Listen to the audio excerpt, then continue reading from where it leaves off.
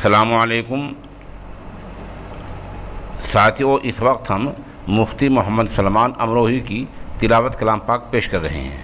अल्लाहु अकबर।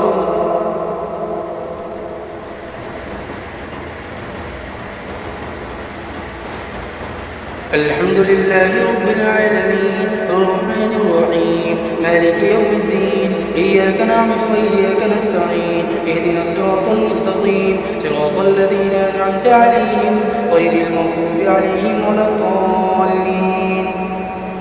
الحمد لله الذي أنزل على عبده الكتاب ولم يجعل له عوجا قيما لينذر بأسا شديدا من لدنه ويبشر المؤمنين الذين يعملون الصالحات أن لهم أجرا حسنا ماكثين فيه أبدا وينذر الذين قالوا اتخذ الله ولدا ما لهم به من علم ولا لآبائهم كبرت كلمة تخرج من أفواههم إن يقولون إلا كذبا فلعلك باخع نفسك على آثارهم إن لم يؤمنوا بهذا الحديث أسفا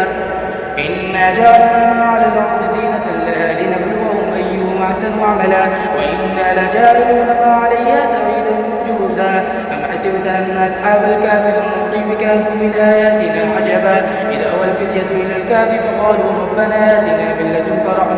لدنك رحمة وهيئ لنا من أمرنا رشدا فضربنا على آذانهم في الكهف سنين عددا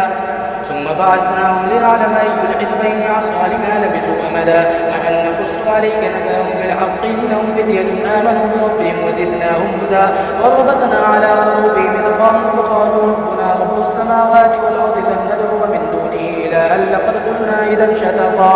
هؤلاء قوم اتخذوا من دونه آلهة لولا يأتون عليهم بسلطان بين ومن أظلم ممن افترى على الله كذبا وإذ اعتزلتموهم ما يعبدون إلا الله فأووا إلى الكهف ينشر لكم ربكم من رحمته ويهيئ لكم من أمركم مرفقا وترى الشمس إذا طلعت تساور عن كهفهم ذات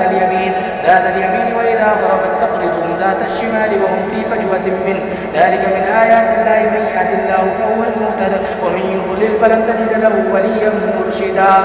وتحسبهم أيقاظا وهم رقود ونقلبهم ذات اليمين